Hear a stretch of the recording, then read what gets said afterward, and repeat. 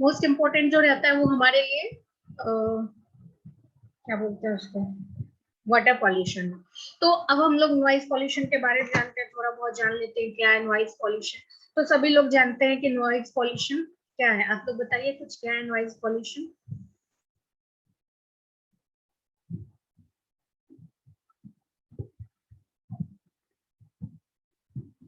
क्या है? Noise pollution, बोलिए श्वेता।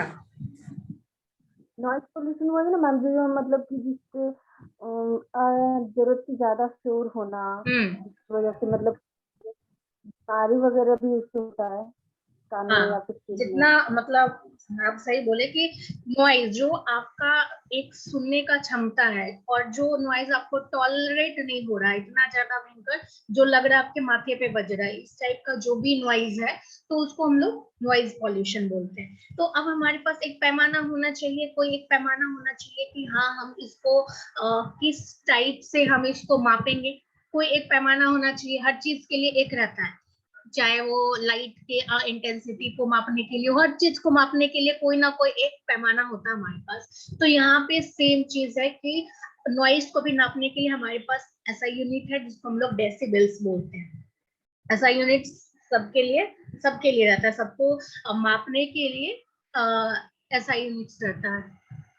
तो अब यहाँ पे क्या है कि तो अब WHO ने एक पैमाना तय किया है कि 65 डेसिबल से जैसे ही आवाज ज्यादा हो रहा है, 65 डेसिबल से जैसे ही ज्यादा हुआ, तो इसका मतलब है कि वो नॉइज के अंदर आ रहा है, वो पॉल्यूशन क्रिएट कर रहा है। साउंड जो है अब नॉइज बन गया, वो हल्ला गुल्ला टाइप का बन गया।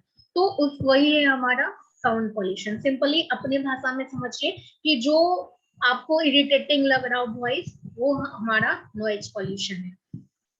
तो अब नॉइज पॉल्यूशन क्यों आ रहा है, तो बहुत सारा पॉइंट्स आपको खुद ही पता है कि ट्रैफिक के कारण बहुत ज्यादा ट्रैफिक है, सभी हॉर्न दिए जा रहे हैं।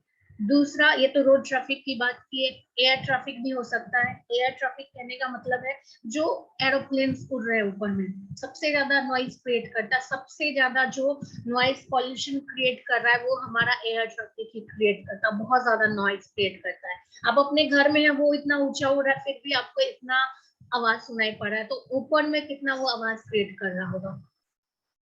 उसके बाद नेक्स्ट है हमारा कंस्ट्रक्शन साइट्स, जहाँ पे बिल्डिंग्स बन रही है या मॉल्स बन रहे हैं, कोई भी कंस्ट्रक्शन प्लेसेस, तो वहां पे आप देखेंगे कि अभी बहुत बड़े बड़े मशीन्स लगाए जाते हैं, कुछ कंक्रीट सबको मिलाया जाता है, और वहां पे बहुत ज्यादा नॉइज होता है। एक तो आदमी भी करता है, मशीनरी अलग से करता है। उसके बाद है कैटरिंग और नाइट सेल्स, आजकल सबसे ज्यादा क्या बढ़ गया है, पब्स, डिस्को, ये सब का चलन बहुत ज्यादा बढ़ गया। तो वहां पे लाउड म्यूजिक होने लग गया, बहुत ज्यादा तेजी के साथ म्यूजिक होने लग गया, उसको कम नहीं किया जा रहा है। तो अभी हालांकि कम कर दिया जा रहा है, अब सिर्फ हेडफोन्स में म्यूट म्यूजिक सुनाई पड़ता है, मतलब दूसरे को नहीं पता होता है, जिस आदमी के पास हेडफोन है उसको ही सुनाई पड़ता है। तो बट वो हम यहाँ डिस्कस नहीं कर रहे। तो हमारा क्या है कि डिस्को है, पब्स है, नाइट लाइट्स, जो भी पार्टीज हो रही है वहां पे काफी हाई म्यूजिक बज रहा है। उसके बाद है हाउस होल्ड सोर्सेस, आप अपने घर में भी कभी कभी बजाने लग जाते हैं, बिना वजह का झगड़ा करने लग जाते हैं, और इनका म्यूट है, म्यूट कीजिए जो भी है। उसके बाद नेक्स्ट है हमारा सोशल इवेंट्स, कोई इवेंट्स हो रहा है, मैरिज पार्टी है या शादी हो रहा है, कोई भी सोशल इवेंट्स है, उसमें भी हम लोग डीजे वाले को बुला लेते हैं, बैंड वाले को बुला लेते हैं, फिर वहां पे नॉइज क्रिएट होता है। तो ये सब, इसके अलावा और भी बहुत सारी इंडस्ट्रियल एक्टिविटीज है, बहुत सारे कमर्शियल एक्टिविटीज है जहाँ पे नॉइज पॉल्यूशन होता है। मान लीजिए गेट टुगेदर करना है, अब गेट टुगेदर करना है, बहुत सारे आदमी को बुलाया कोई समिट में, तो नॉइज पॉल्यूशन तो होगा ही, ऑब्वियस सी बात है, बहुत सारे आदमी जुटेंगे, नॉइज पॉल्यूशन होगा। तो ये सब कुछ काउजेज हैं जिसकी वजह से नॉइज पॉल्यूशन या साउंड पॉल्यूशन हो रहा है। अब ये साउंड पॉल्यूशन है, ये तो काउजेज है, ये काउजेज बहुत ईजी है। तो अब इसका क्या हमारे बॉडी पे क्या बोलते हैं दुष्परिणाम निकल रहा है, हमारे पे या फिर एनिमल्स पे या हमारे इन्वायरमेंट पे, तो कुछ ना कुछ तो प्रॉब्लम क्रिएट करेगा, ऑब्वियस सी बात है। कोई भी पॉल्यूशन से नॉर्मल से जैसे ही एबनॉर्मल रेंज में आया, तो कुछ ना कुछ वो प्रॉब्लम क्रिएट करेगा। तो अब ह्यूमंस पे क्या कर रहा है, इतना ज्यादा शोर शराबा के बीच आप रहेंगे तो आप देखे होंगे जिस दिन पार्टीज में जा रहे होंगे तो उस दिन आपको हेडेक हो रहा होगा। तो सबसे पहले वो आपका क्या करता है, नर्वस सिस्टम को डिस्टर्ब करता है। जितना भी नर्वस सिस्टम है, कोऑर्डिनेशन, बहुत दिन दिन तक रहेंगे तो वो क्या करेगा, आपका कोऑर्डिनेशन प्रॉब्लम क्रिएट करेगा। उसके बाद नॉर्मल क्या क्या है, हेडेक है। दूसरा हाई ब्लड प्रेशर है, ब्लड प्रेशर बहुत हाई कर देगा। फोन कर ले पापा, क्या करेंगे बेटा, बोले पापा का दिमाग। उसके बाद फिर क्या करेगा, फ्रस्ट्रेशन में लाएगा, आपको कंसंट्रेट नहीं करने दे रहा है। मान लीजिए आपके घर के बगल से डीजे जा रहे हैं, अभी आप पढ़ने का कोशिश करेंगे तो आप कंसंट्रेट नहीं हो पाएंगे, हम क्या पढ़ा रहे हैं, तो कंसंट्रेशन खत्म करता है। मेंटल थकान आपको महसूस होगा। तो ये सब चीज कुछ प्रॉब्लम करता है। जिनका घर मैरिज हॉल के बगल में, रात में आप सो नहीं पाते, सुबह हेडेक है, मेंटल रेस्टलेसनेस आपको महसूस होगा, आपको मेंटल के साथ पूरा फिजिकल रेस्टलेसनेस महसूस होगा। तो अगर बहुत दिन तक ये क्रॉनिक एक्सपोजर होता रहा, मान लीजिए एक दिन पार्टीज में गए, ओके, उसके बाद लेकिन अगर यही चीज कंटिन्यू हो रहा है, क्रॉनिक है, डेली हो रहा है आपके साथ, तो आपका क्या होगा कि हो सकता है आपका हियरिंग लॉस हो जाए, बहरे हो सकते हैं आप, या लाउड म्यूजिक जिनको सुनने का आदत है, बहुत ज्यादा फुल वॉइस में गाना सुन रहे, बड़ा बड़ा हेडफोन्स लगा के, तो उस केसेस में आप डिफ हो सकते हैं। ये तो ह्यूमंस पे इम्पैक्ट है। अब हम जानते हैं एनिमल्स पे इम्पैक्ट क्या है। तो जितना ह्यूमंस पे इम्पैक्ट कर रहा है उससे कहीं ज्यादा एनिमल्स पे इम्पैक्ट कर रहा है, क्योंकि ह्यूमंस को एक तरह से थोड़ा यूज टू भी हो जाता है साउंड का, बट एनिमल्स के लिए वो सबसे ज्यादा खतरनाक रहता है लाउड म्यूजिक। अब देखे होंगे कभी भी गाय भैंस के सामने लाउड म्यूजिक चला के क्या होता है, कभी नोटिस किए? भागने लगती है लोग। हाँ, क्योंकि उनको खुद नहीं पता होता है, उनको बिल्कुल पसंद नहीं है। कोई भी एनिमल्स को आप रोड पे ही देखिए, जैसे म्यूजिक बजेगा कुत्ते लोग भागने लग जाते हैं, उनको बिल्कुल पसंद नहीं है ये म्यूजिक। तो वो काफी डेंजरस और अटैकिंग बन जाते हैं, हो सकता है उस वक्त आपको पटक दे या आप पे अटैक कर दे। तो एनिमल्स जो है अपना कंट्रोल खत्म करने लगता है आदमी का नर्वस सिस्टम पे। तो जैसे वो क्या बोलते हैं, उस पर इम्पैक्ट करता है, बट आदमी थोड़ा कोऑर्डिनेट कर लेता है। बट जो एनिमल है वो यूज टू नहीं होता, उसका जैसे नर्वस सिस्टम पे अटैक करने लग जाता है ये नॉइस, तो वो क्या होता है कि काफी एग्रेसिव मोड में आ जाता है, काफी एग्रेसिव होने लग जाता है, काफी खतरनाक हो सकता है वो कुत्ता काट भी ले आपको। उसके अलावा ये तो लैंड वाली की बात की, उसका बाद क्या होता है कि उसके मीटिंग में बहुत प्रॉब्लम क्रिएट करता है, उसको इतना ज्यादा डिस्टर्ब कर देता है, उसका मेंटल टोटल चीज डिस्टर्ब कर देता है एनिमल्स का। उसके बाद बड़े बड़े शिप जा रहे हैं, बड़े बड़े जहाज जा रहे हैं पानी में, तो पानी में जो जा रहे हैं तो वो क्या करते हैं कि जो भी अंदर रह रहा है एनिमल्स, उसको रात है या दिन है, तो उनका जो नॉर्मल काम है, जैसे अब मछलियां एक दूसरे से कैसे कम्युनिकेट करेंगे, वो सिग्नल्स में कम्युनिकेट करते हैं, या जो भी एक्वेटिक एनिमल्स है तो वो सिग्नल्स में एक दूसरे को सिग्नल भेजते हैं, केमिकल सिग्नलिंग रहता है उनके अंदर, तो वो सिग्नलिंग भेजते हैं। तो अब ये क्या है कि इन साउंड की वजह से वो अपना सिग्नलिंग कम्युनिकेशन वाला पोर्शन नहीं कर पाते, वो सिग्नलिंग चीज नहीं कर पाते, अपना प्रीडेटर्स अगर जो है, जो अपना खाना जिनको खोजना है वो नहीं खोज पाते। तो ये सब उनके लिए डिफिकल्टीज आ रहा है, जो भी एक्वाटिक एनिमल्स हैं उनके लिए ये डिफिकल्टीज हो रहा है। और लैंड एनिमल्स के लिए आपने क्या देखा, उनका सीएनएस गड़बड़ कर रहा है, तो वो काफी अटैकिंग और काफी डेंजरस हो रहे हैं। उसके बाद अब इन्वायरमेंट की हम बात करते हैं, तो इन्वायरमेंट पे भी क्या हो रहा है कि काफी प्रॉब्लम क्रिएट कर रहा है। अब क्या इन्वायरमेंट पे क्रिएट कर रहा है, प्रॉब्लम क्रिएट कर रहा है कि जैसे एनिमल्स को देखे कि अब वहाँ क्या है कि वाइल्ड एनिमल्स पे मान लीजिए कि कुछ लोग जंगल में गए पार्टीज करने, वाइल्ड एनिमल्स तो बिल्कुल भी यूज टू नहीं है साउंड के, लैंड एनिमल्स को तो थोड़ा साउंड मिल भी जा रहा है, बट जो वाइल्ड एनिमल्स है उनके लिए ये काफी खतरनाक है और भयंकर खतरनाक है। तो वो और ज्यादा लैंड एनिमल्स की जगह के तुलना में और ज्यादा एग्रेसिव हो जाते हैं, उनके मेटिंग में ये प्रॉब्लम क्रिएट करता है। तो वहां पे इस टाइम में क्या होता है, एक्वेटिक का ही एग्जांपल ले लेंगे, तो वहां पे क्या होता है कि उनको कम्युनिकेट नहीं कर रहा है, उनको खाना नहीं मिल रहा है, तो वो एनिमल्स क्या होगा, मरने लगेगा, ऑब्वियस सी बात है वो मरने लग जाएगा। तो उस केसेस में क्या होता है कि हमारा जो बायोडिवर्सिटी है, हमारा जो जैव विविधता है, जिस वजह से इन्वायरमेंट एग्जिस्ट करता है, तो वो टूटने लग जाता है। जैसे ये टूटने लग जाएगा तो हमारा क्या है, एक हार्मफुल इम्पैक्ट हमारे इन्वायरमेंट पे मिलेगा। तो ये सब चीज क्रिएट करता है। दूसरा क्या है कि अब यहाँ पे लिखा हुआ है एक पॉइंट्स आप देखेंगे कि यहाँ पुअर क्वालिटी ऑफ क्रॉप्स।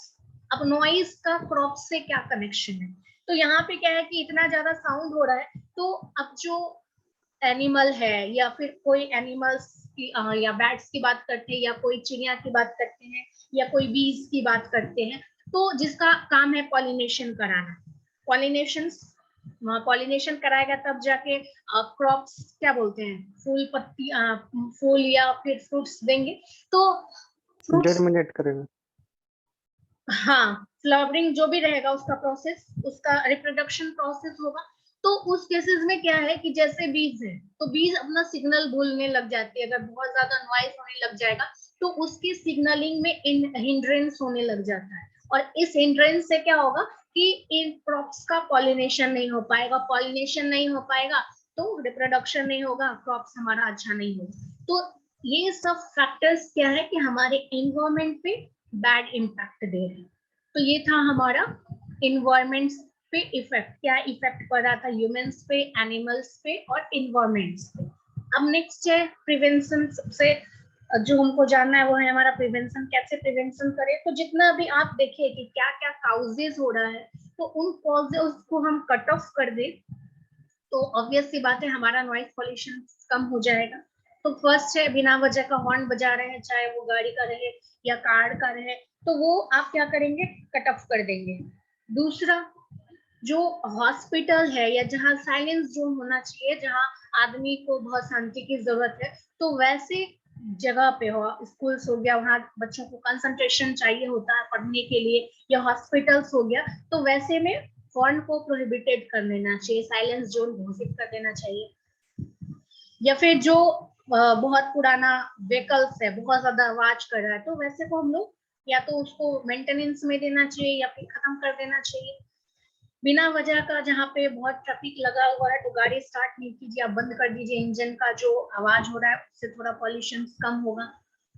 अगर बहुत ज्यादा पॉल्यूशन हो रहा है और होना ही है, उसको आप कट ऑफ कोई भी सेंस में नहीं कर सकते, तो उस केस में आप क्या कर सकते हैं, अपना कान में ईयर प्लग्स ले लीजिए ताकि आपको सुनाई कम पड़े, बाहर का पॉल्यूशन कम आए।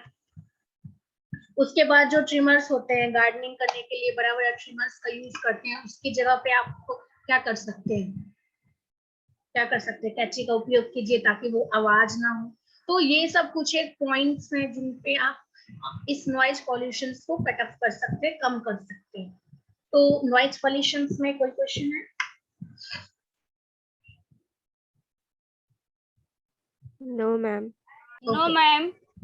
अब नेक्स्ट है हमारा solid waste disposal and control. ये बहुत इंपॉर्टेंट है आपके लिए, जितना वाटर पॉल्यूशन इंपॉर्टेंट है उतना इंपॉर्टेंट आपके लिए सॉलिड वेस्ट डिस्पोजल है। कि आपके घर से जो भी सॉलिड मटेरियल निकल रहा है, सॉलिड मटेरियल को हम लोग रिफ्यूज भी बोलते हैं, तो ये जो वेस्ट मटेरियल है सॉलिड, कुछ भी सॉलिड वाला चीज, तो ये आपके घर से निकल रहा है, कहीं से भी बाहर निकल रहा है, तो इसको आप क्या करेंगे, कैसे डिस्पोज ऑफ करेंगे? क्योंकि है तो ये एक तरह का पॉल्यूशन क्रिएट करने वाला, अगर इसको आप कहीं पे भी फेंक दे रहे हैं तो वो नॉर्मली क्या कर रहा है, कोई भी रोडेंट्स आके खा रहा है। रोडेंट्स कहने का मतलब है चूहे आके खा रहे हैं, रेबिट्स आके खा रहा है, जंगली कोई भी चीज आके खा रहा है, बहुत सारी मक्खियां हैं वहां पे, सुअर आके खा रहा है, तो ये सब क्या कर रहा है, वो फिर वही चीज अगर आपके पास आया, वही चूहा आपके घर में आया, तो वो कैरियर का काम करेगा आपके घर में, कोई भी कम्युनिकेबल डिजीज बढ़ाने के लिए काम करेगा या इन्वायरमेंटल पॉल्यूशन बढ़ाएगा।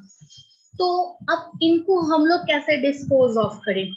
तो इनका 5-6 मेथड्स है कि कैसे वेस्ट मटेरियल, जो भी सॉलिड वेस्ट मटेरियल है, उनको हम लोग कैसे डिस्पोज करें, और ये इम्पोर्टेंट है, ठीक है, तो इनको अब ढंग से पढ़ेंगे।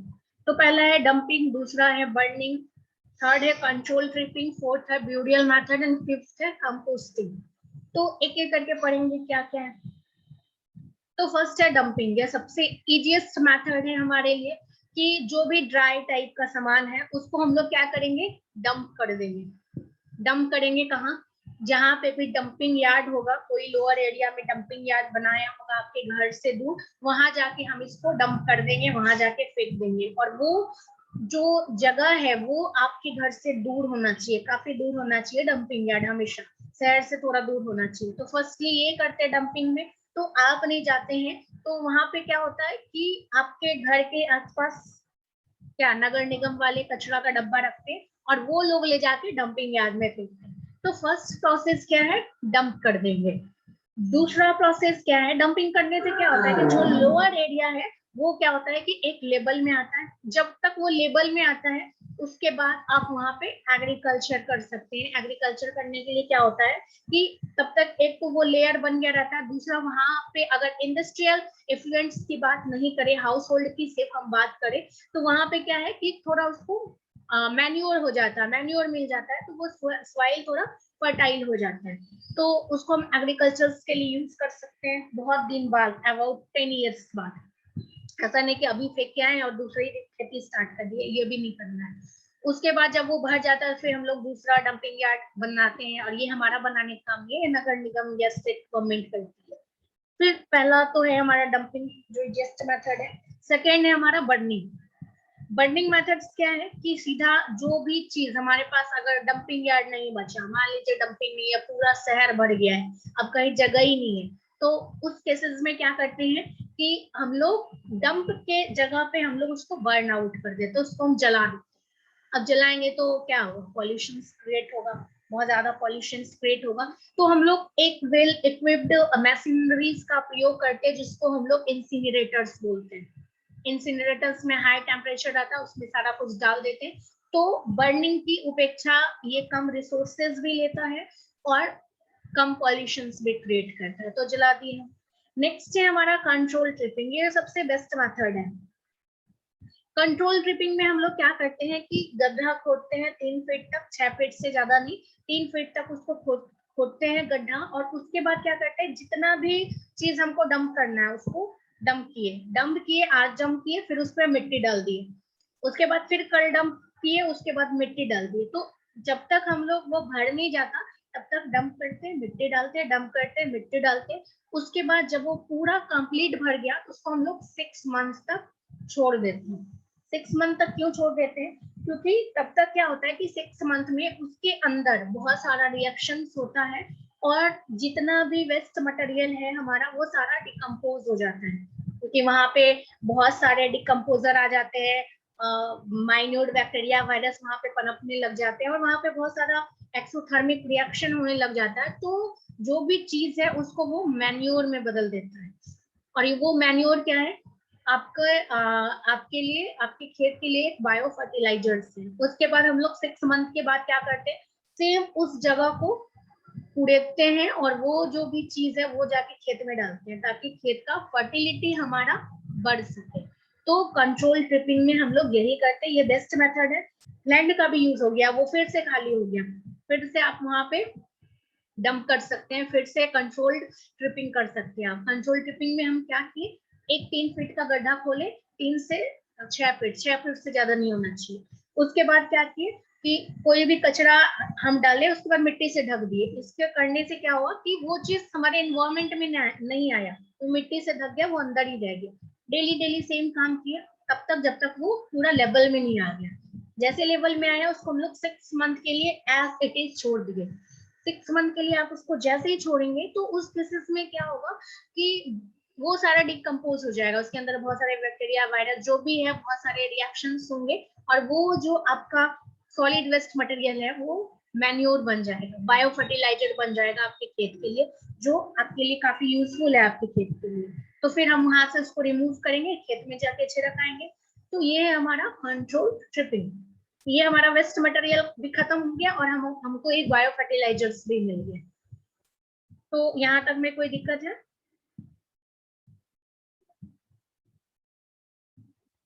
तो मैम ओके, अब हम लोग नेक्स्ट है हमारा ब्यूरियल मेथड्स। ब्यूरियल मेथड्स में क्या है कि कोई भी चीज को ब्यूरिड कर देते हैं, हम अंदर दफना देते हैं। ब्यूरिड मतलब दफना देना। कि ये क्या करते हैं कि मान लीजिए ड्राई यूज के लिए है, कम दिन के लिए है, और ये हमारे लिए कोई भी चीज मतलब ऐसा भी चीज नहीं है कि वो मैन्योर बन जाए, तो ऐसे केस में हम लोग क्या करते हैं कि उसको धरती के नीचे बना क्या बोलते हैं डाल देते हैं और उसको ब्यूरेट कर देते हैं, बंद कर देते हैं। उसके बाद नेक्स्ट है हमारा कंपोस्टिंग। कंपोस्टिंग जैसे आप लोग कंट्रोल ट्रिपिंग पढ़े हैं वैसे ही सेम ये भी कंपोस्टिंग भी सेम है, लेकिन अंतर यहाँ पे क्या है कि जो कंपोस्टिंग है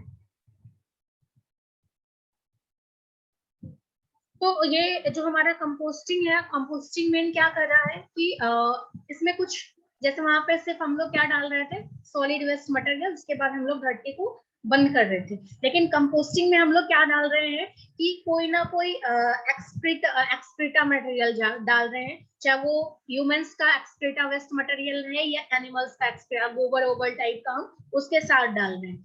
उसके साथ डालने से क्या फायदा है कि ये जो कंट्रोल सिटी में जो मैन्योर बनाया उससे कहीं ज्यादा बायो फर्टिलाइजर्स कंपोस्टिंग मेथड्स में बनता है, सेम प्रोसेस है, बट यहाँ पे हम लोग क्या कर रहे हैं गोबर वोबर कुछ साथ में डाल रहे हैं, साथ में डाल रहे हैं, उसके बाद फिर मिट्टी से ढक दे रहे हैं।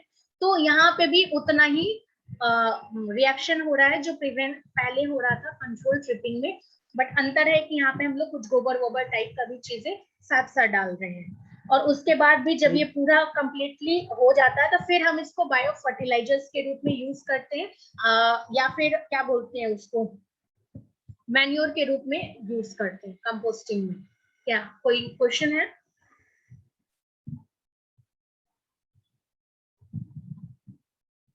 क्वेश्चन है कोई? ऋतिक कुछ बोल रहे थे तुम?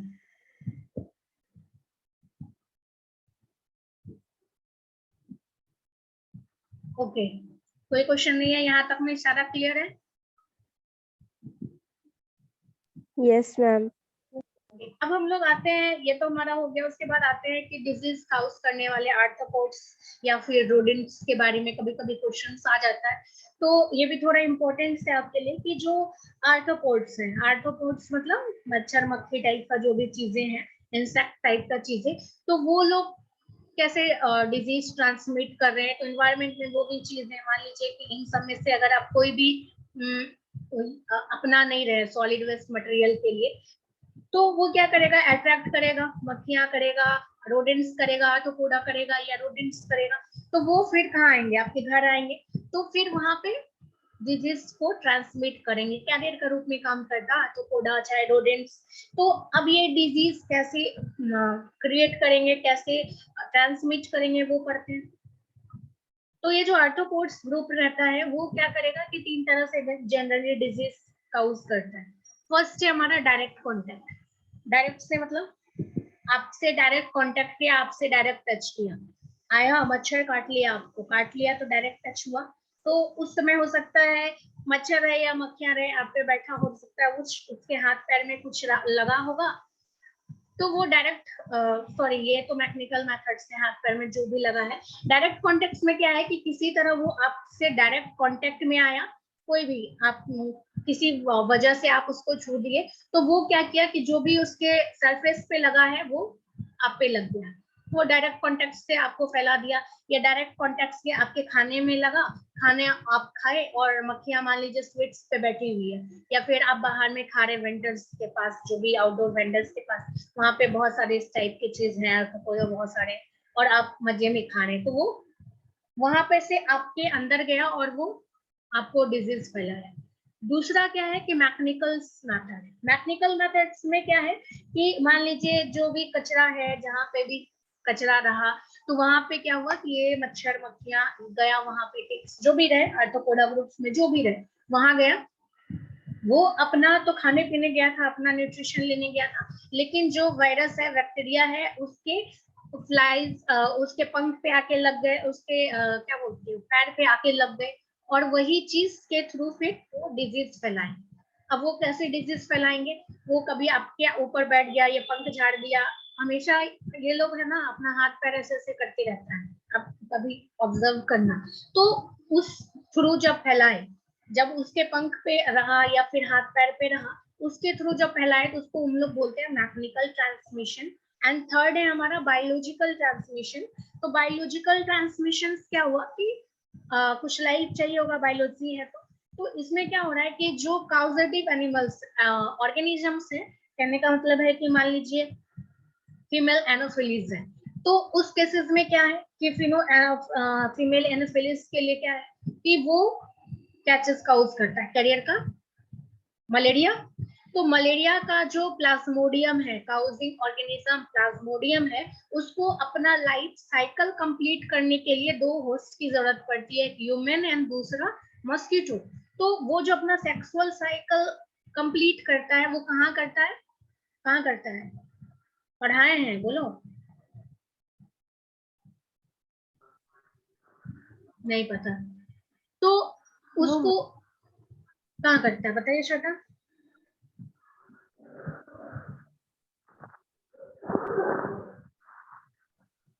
छोड़िए नहीं पता, हम बताते हैं। तो वो कहाँ करता है कि फीमेल एनोफिलिस के गट में, पेट में जाके वहां पे वो अपना सेक्सुअल साइकिल कंप्लीट करता है। जैसे वो बड़ा होता है फिर उसके मुंह में आ जाता है, सलाइवा में आ जाता है। उसके बाद वो सलाइवा जहां पे भी इंजेक्ट करता है एनोफिलिस, फिर वो ह्यूमंस में आ जाता है। तो कुछ एक जो ऑर्गेनिज्म है उसको अपना लाइफ साइकिल कंप्लीट करने के लिए इनके अंदर जाना पड़ता है, इनके बॉडी के अंदर जाना पड़ता है। तो उसको ही हम लोग बोलते हैं बायोलॉजिकल ट्रांसमिशन। तो ये नॉर्मल था, ये सब क्वेश्चन नहीं आएगा आपको क्या क्या कांटेक्ट हो रहा है, ये क्वेश्चन नहीं आएगा आपको। जब क्वेश्चन आएगा कि क्या क्या डिजीज बोर्न है, क्या क्या है, और मेन क्या आएगा कि हम इससे कैसे खुद को बचा सकते हैं।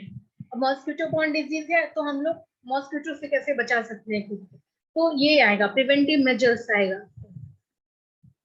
तो मॉस्किटो बोर्न डिजीज आप लोग बहुत पढ़े, चाहे वो मलेरिया रहे, फिलेरिया रहे, इंसेफेलाइटिस रहे, येलो फीवर है, डेंगू फीवर है, ये सब मच्छर से होता है।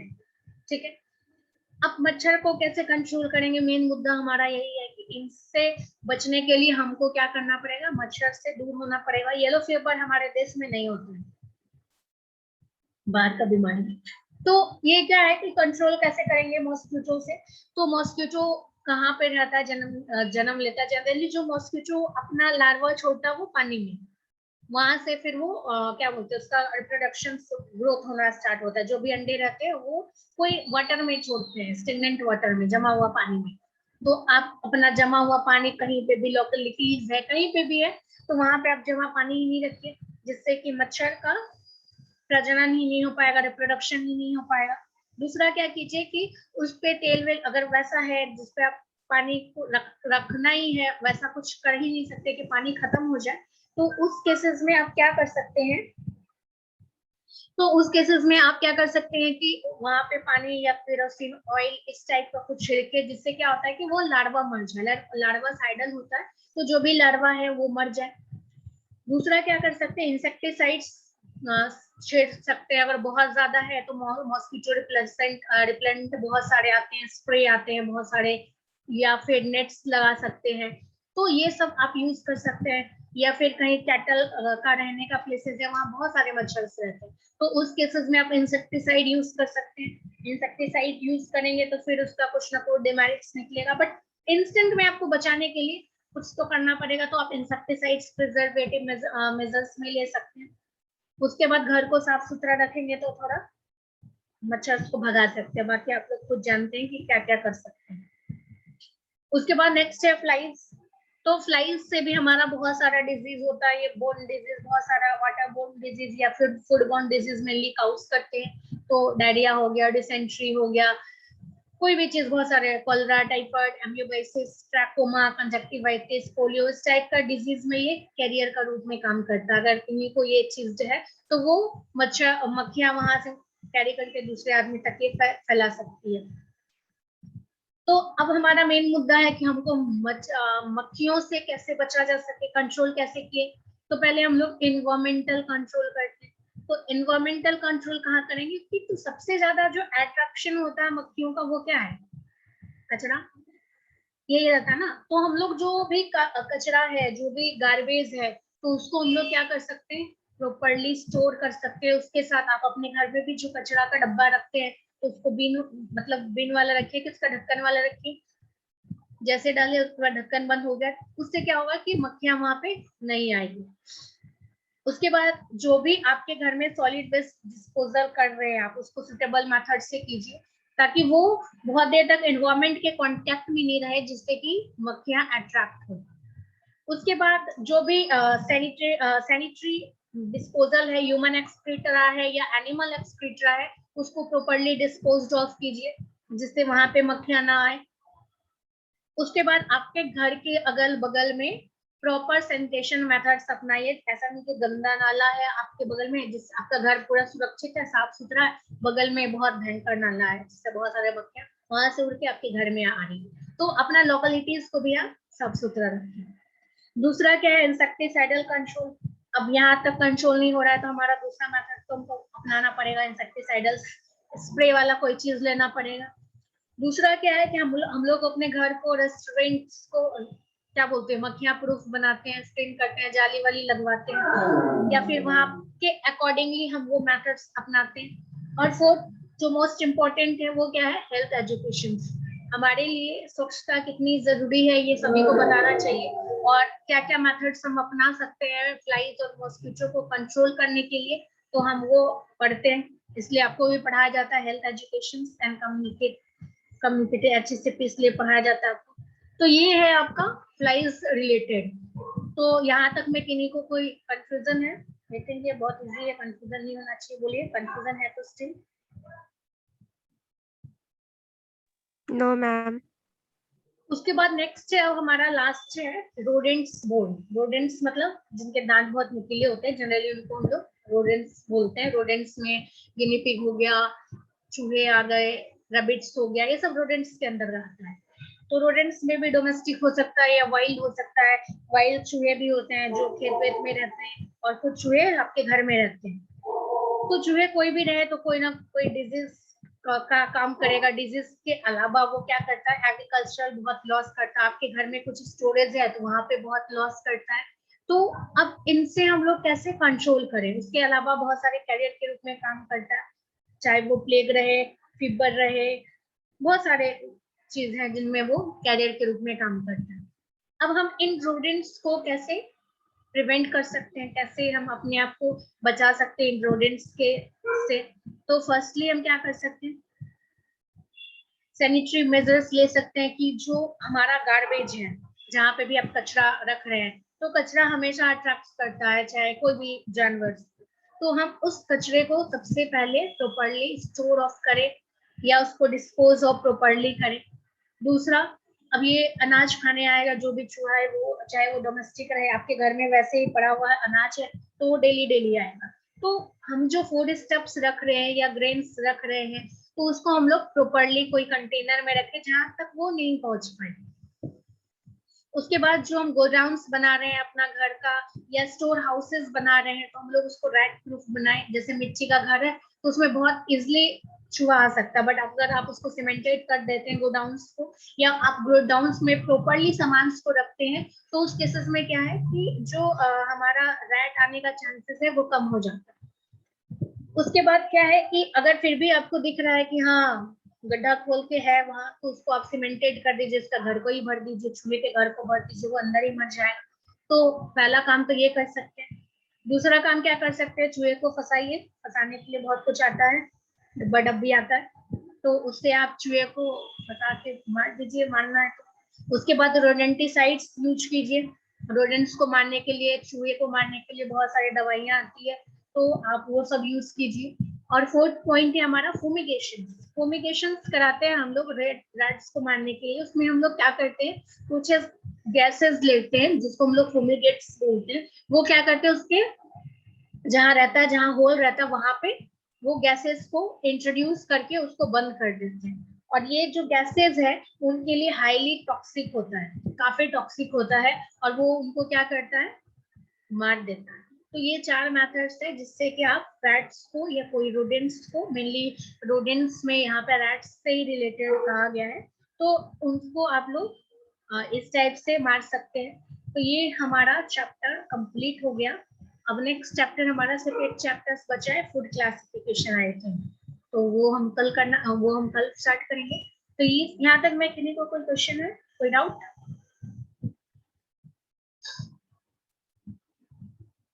मैम क्वेश्चन किस टाइप का आएगा? एग्जाम में आपसे पूछा जाएगा कि रोडेंट्स से रिलेटेड क्या क्या डिजीज हो सकते हैं, ठीक है, तो आपको यहाँ पे डिजीज का नाम लिखना पड़ेगा, जैसे प्लेग हो गया, रैट फीवर हो गया। उसके बाद मेन क्वेश्चंस क्या आएगा कि प्रिवेंटिव मेजर्स क्या क्या हो सकते हैं रोडेंट्स को कंट्रोल करने के लिए। तो ये पूरा आपको लिखना पड़ेगा कि क्या क्या मेजर्स आप रैट्स को कंट्रोल कर सकते हैं। या यही क्वेश्चन आपको आर्थ्रोपोड्स में आ जाएगा कि फ्लाइज से रिलेटेड, फ्लाइज से आपको आप कैसे रोक सकते हैं। तो ये इस टाइप के क्वेश्चन आएंगे आपको।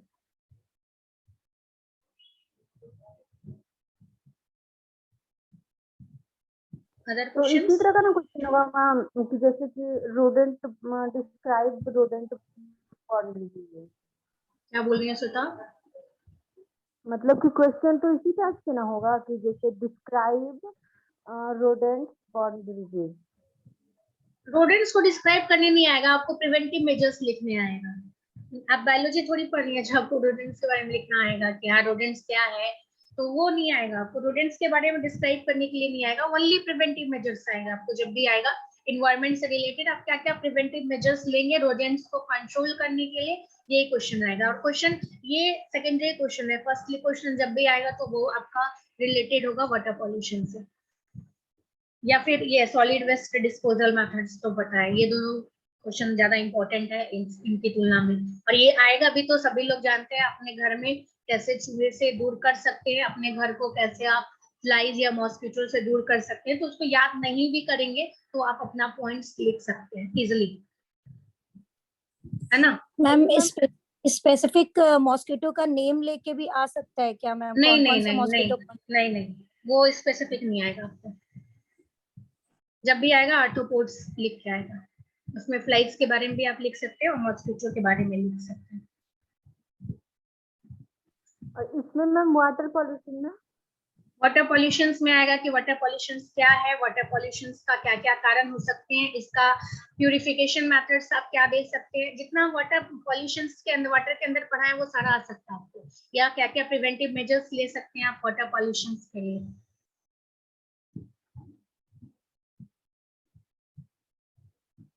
ठीक है, और कोई डाउट है तो फिर हम क्लास सेशन फिर से स्टार्ट करेंगे, नहीं तो यहीं पे एंड कर देंगे।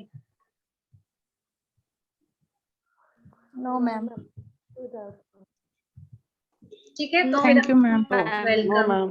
तो आज का क्लासेस ये इतना ही रखते हैं। Thank you, ma'am.